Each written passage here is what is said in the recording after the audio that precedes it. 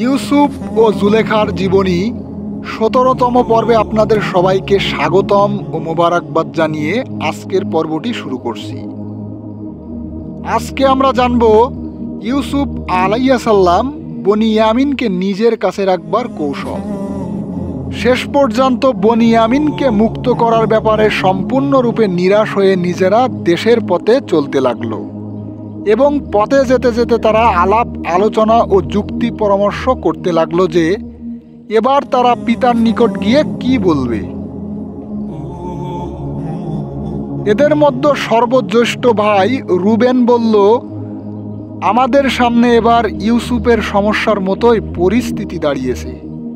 সেবার আমরা ইউসুফ সম্পর্কে মিথ্যা কথা বলেছিলাম, কিন্তু পিতা আমাদের কথা বিশ্বাস করেননি।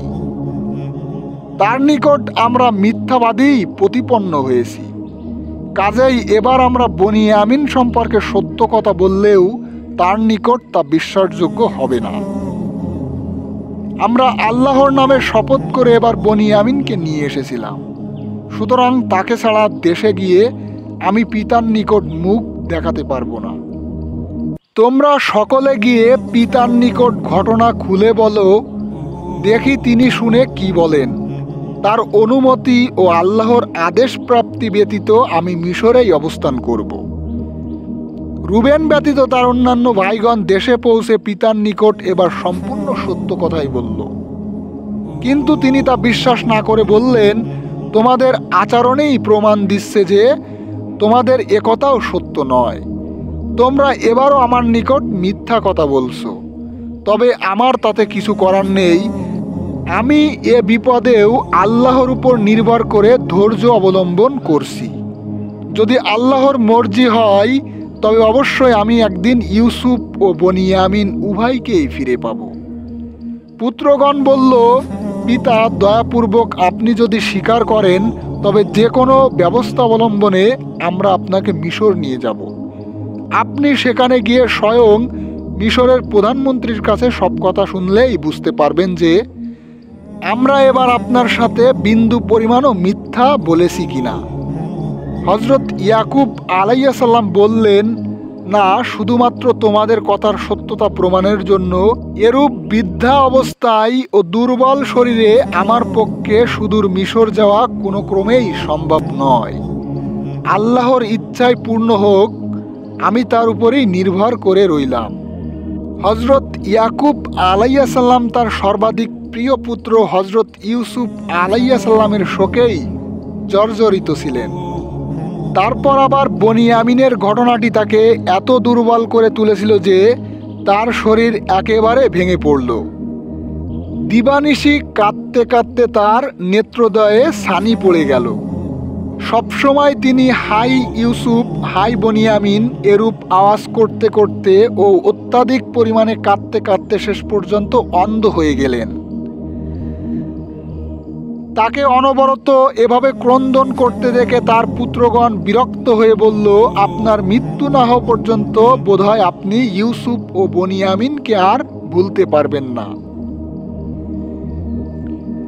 আমরা পরিষ্কার বুঝতে পেরেছি আপনাকে আপনার এ দুপুত্রের চিন্তাই শেষ করে ফেলবে। মনে হচ্ছে আমরা 10টি ভাই যেন আপনার কোনো কিছুই না। হযরত ইয়াকুব আলাইহিসসালাম পুত্রদের কথার উত্তরে বললেন, তোমরা আমার মনের দুঃখ বুঝতে পারবে না, আর আল্লাহর অসীম রহমতে নিশ্চয় আমি যা জানি তোমরা তার কিছুই জানো না। আমি শুধু আল্লাহর কাছেই নিজের মনের শোক ও দুঃখ জ্ঞাপন করছি এবং তার নিকট সাহায্য দোয়া করছি। অবশ্য আমি তোমাদের কোনো রকম দোষারোপ করছি না। একথার প্রতি আমার পূর্ণ বিশ্বাস আছে যে আল্লাহর মর্জি ব্যতীত কোনো কিছুই সংগঠিত হয় না। আর আমি এও জানি যে আল্লাহর যে কোনো কাজের মধ্যে কোনো বিশেষ কল্যাণ এবং নিবিড় উদ্দেশ্য আছে। একথা বলে তিনি তার পুত্রগণকে আদেশ করলেন, তোমরা একটি কাজ করো, তোমরা আমার একখানি পত্র নিয়ে মিশর গমন করো ও সেখানে গিয়ে ইউসুফ ও বনিয়ামিনের অনুসন্ধান করে তাদেরকে উদ্ধার করে নিয়ে আসো। এবার পুত্রগণ তার প্রতি অত্যাধিক বিরক্ত প্রকাশ করে বলল, আপনি এখনো সেই ইউসুফ ইউসুফ করছেন। কতকাল হয় তাকে বাগে খেয়েছে, হজম করে ফেলেছে, অথচ আপনি আমাদের এখনো বলেন যে মিশর গিয়ে তাকে খোঁজ করে আনব। অবশ্য একথা স্বীকার করি যে আপনার লিখিত পত্র নিয়ে গেলে হয়তো বনিয়ামিনকে মুক্ত করে আনা যেতে পারে। হজরত ইয়াকুব আলাইহিস সালাম বললেন, পুত্রগণ, তোমরা অবিশ্বাসী কাফেরদের মতো আল্লাহর রহমতের প্রতি বিমুখ ও নিরাশ হইও না।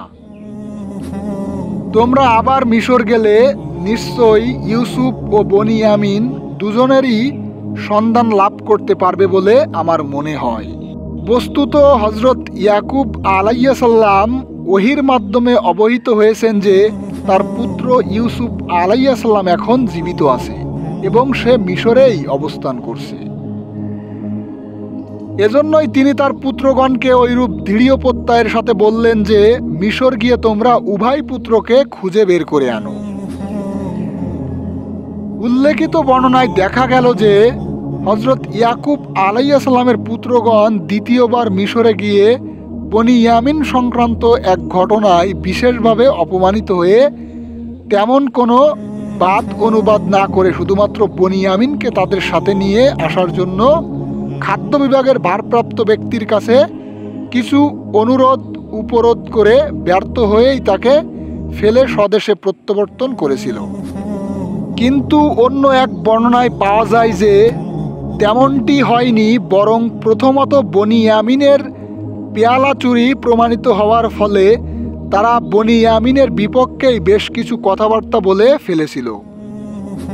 যখন বনিয়ামিনের বস্তার ভিতর হতে খাদ্যমন্ত্রীর পেয়ালা বের হয়ে পড়ল, তখন তার বৈমাত্রীয় ভাইগণ তাদের সহোদর ভাইদের ছাপাই এবং চুরির কলঙ্ক শুধু বনিয়ামিনদের দুই ভাইয়ের উপরই আরোপ করার জন্য এরা বলে উঠল, দেখুন, এর চুরির অভ্যাস থাকা সম্ভব, কেননা ইতপূর্বে এর জ্যেষ্ঠ ভাইও এ কাজে অভ্যস্ত ছিল।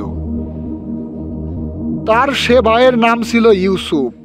এদের নানির একটি স্বর্ণমূর্তি ছিল, নানি তার পূজা করত। ওই নানি যেমনই বৃদ্ধা ছিল তেমনই সে চোখের দৃষ্টিশক্তিও হারিয়ে ফেলেছিল। একদিন সে ওই মূর্তির পূজা করার উদ্দেশ্যে তা বাইরে আনলো, আর সে মুহূর্তে এর ভাই ইউসুফ মূর্তিটি নানির অগোচরে সরিয়ে ফেলল। আরেকটি ঘটনার কথা বলল, তা ছিল এরূপ, ইউসুফ তার খালার বাড়িতে ছিল। একদিন ওই ঘরে এক ভিক্ষুক এসে ভিক্ষার জন্য অত্যন্ত কাকুতি মিনতি শুরু করে দিল। ইউসুফ দেখল তার খালার ঘরে ভিক্ষুককে দেওয়ার মতো কিছু নেই। তখন সে তার খালার কিছু বলার অপেক্ষা না করেই তার একটি মুরগি ধরে উক্ত ভিক্ষুককে দিয়ে দিল। বর্ণিত ঘটনা দুটির দ্বারা ইয়াকুব আলাইহিস সালামের পুত্রগণ তৎকালীন পৃথিবীর সর্বশ্রেষ্ঠ চরিত্রবান ও মহান ব্যক্তি ইউসুফ আলাইহিস সালামের চন্দ্রের মতো নিষ্কলঙ্ক চরিত্রকে মশীলিপ্ত করার চেষ্টায় মেতেছিল এবং তা খোদ হজরত ইউসুফ আলাইহিস সালামেরই কাছে বর্ণনা করছে।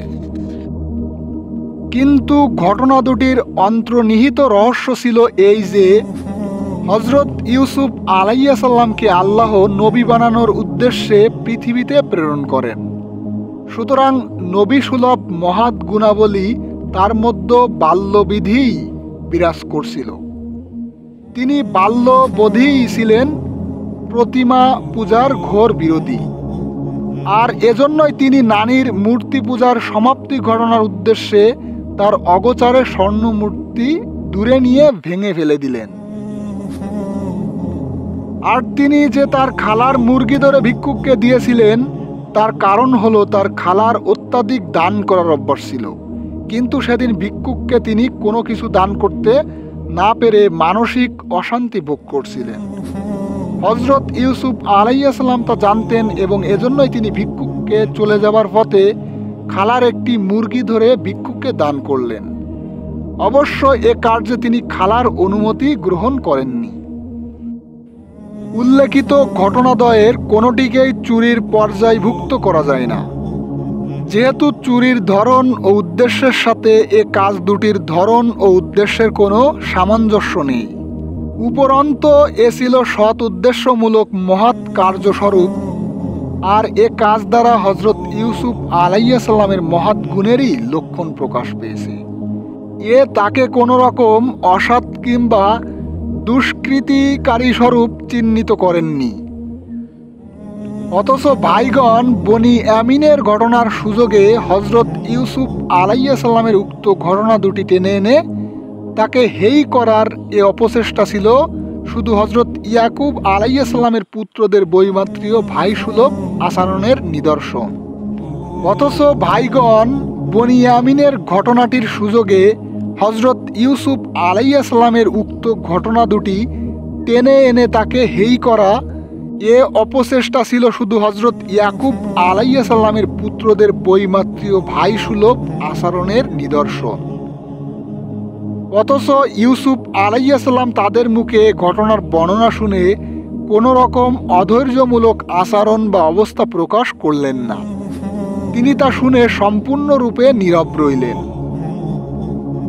এ বর্ণনার শেষ ভাগে আরও দেখা যায় যে হজরত ইয়াকুব আলাইহিস সালামের পুত্রগণ যদিও হজরত ইউসুফ আলাইহিস সালাম ও বনি আমিনের প্রতি হিংসা ও ঈর্ষা কাতর ছিল, কিন্তু যখন তারা বনি আমিনকে আজিজ মিশরের নিকট হতে বহু অনুনয় বিনয় করেও মুক্ত করতে পারেনি, তখন তারা একে তো নিজেদেরকে অপমানিত মনে করল, তদুপরি এবার তারা পিতার নিকট গিয়ে কি বলবে সে চিন্তায় পড়ল।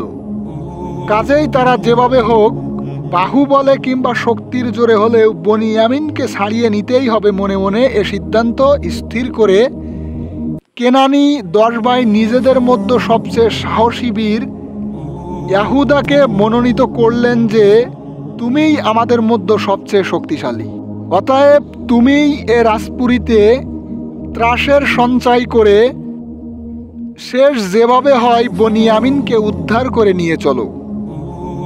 ইয়াহুদা সত্যিই সে যুগের সেরা শক্তিশালী বীর ছিল, বিশেষত তৎকালে সে ও তার অন্যান্য ভাইদের দৈহিক শক্তির কোনো তুলনা ছিল না।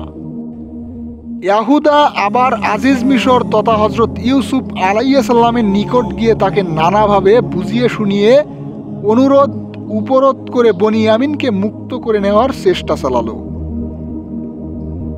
কিন্তু ইউসুফ আলাইহিস সালাম রাজি হলেন না। তখন ইয়াহুদা অত্যন্ত ক্রন্দিত হয়ে বলল, যদি তাকে একান্তই ছেড়ে দেওয়া না হয় তবে আমরা জোর প্রয়োগে উদ্ধার করে নিয়ে যাব, দেখি কে তাকে আটক করে রাখতে পারে। একথা বলেই সে এমন এক হুঙ্কার দিয়ে উঠল যে সে হুঙ্কারের আওয়াজ সমগ্র রাজধানী নগরী থরথর করে কেঁপে উঠতে লাগলো। এতে সেখানকার লোকজন একেবারে বিবহল হয়ে পড়ল। সকলকে এভাবে ভীতস্ত করে যে কক্ষে বনি আমিন ছিল সে কক্ষ হতে তাকে বের করে আনার জন্য দ্রুত গতিতে সেদিকে ধাবিত হলো। তখন তাকে বাধা দেওয়ার জন্য মিশরের রাজকীয় সেনাবাহিনীর কথক অসীম সাহসী ও অধিক শক্তিশালী সেনা তাকে বাধা প্রদান করতে অগ্রসর হলো। কিন্তু তারা তাদের সম্মিলিত শক্তির দ্বারাও একা ইয়াহুদার সাথে কিছুতেই পেরে ওঠেনি। কেউই তার উপর অস্ত্র প্রয়োগ করতে বা তাকে বন্দি করতে কোনো সুযোগই পেল না। এরকম সংকটজনক অবস্থা দেখে হজরত ইউসুফ আলাইহিস সালামের আর বুঝতে বাকি নেই যে তার বৈমাত্রীয় ভাইয়ের এ অদ্ভুত শক্তি নিশ্চয় তাদের পিতামহদের ঐতিহ্যবাহী বংশধারাই এক অলৌকিক বৈশিষ্ট্য ব্যতীত অন্য কিছু নয়। সুতরাং এর সাথে কোনো সাধারণ শক্তি সম্পন্ন মানুষ শক্তি মোকাবেলা করে পেরে উঠবে না। অতএব ইয়াহুদার বিরুদ্ধে অবশ্যই কোনো বিশেষ শক্তির প্রয়োগের প্রয়োজন। এরূপ চিন্তা করে তিনি নিজের নিকট রক্ষিত হজরত ইব্রাহিম আলাইহিস সালামের পাগলি, যা তার পিতা হজরত ইয়াকুব আলাইহিস সালাম কর্তৃক প্রাপ্ত হয়ে ছোটবেলা হতে মাথায় বাঁধতেন, তা মাথায় বেঁধে দ্রুত গিয়ে ধাবমান ইয়াহুদার সামনে দণ্ডায়মান হলেন এবং তাকে ধরে অতি সহজেই জমিনের উপরে শায়িত করে ফেললেন। এ ঘটনায় ইয়াহুদার সমস্ত শক্তি সাহস মুহূর্তেই স্তিমিত হয়ে গেল। সে বুঝতে পারল এখানে দেখা যায় এমন শক্তিমান পুরুষ আছেন যার শক্তির মোকাবেলায় শুধু তার একার শক্তি নয়, তাদের 10 ভাইয়ের সমস্ত শক্তি সম্মিলিত হলেও তা কোনো কাজে আসবে না। সে তখন হজরত ইউসুফ আলাইহিসসালামের নিকট হার স্বীকার করে উঠে নত মাথায় তার অন্যান্য ভাইদের কাছে চলে গেল এবং তাদেরকে নিয়ে কেনানের পথে যাত্রা করল। বনিয়ামিনের কথা আর মুখেই আনলো না। কেনান ফিরে গিয়ে তার পিতার নিকট যা বলল তা শুনে পিতা যে মন্তব্য করলেন এবং তার যে অবস্থা হলো তা ইতোপূর্বেই উল্লেখ করেছি। হজরত ইয়াকুব আলাইহিসসালামের মনই বলছিল যে তার কলিজার টুকরা প্রিয় পুত্র হজরত ইউসুফ আলাইহিসসালাম নিশ্চয়ই জীবিত আছেন ও মিশরেই তিনি অবস্থান করছেন। আর মিশরের আজিজ অর্থাৎ প্রধানমন্ত্রীর প্রতি তার মনে এরূপ ধারণা বিরাজ করছিল যে শেষ পর্যন্ত বনিয়ামিনও নির্দোষ প্রতিপন্ন হয়ে মুক্তি লাভ করবে। এ কারণেই তিনি আজিজ মিশরের নিকট একখানা পত্র লিখে তা পুত্রদের কাছে দিয়ে বললেন, তোমরা এ চিঠিখানা নিয়ে আবার মিশর গমন করো এবং চেষ্টা করে দেখো ইউসুফ ও বনিয়ামিনকে উদ্ধার করে আমার নিকট নিয়ে আসতে পারো কিনা।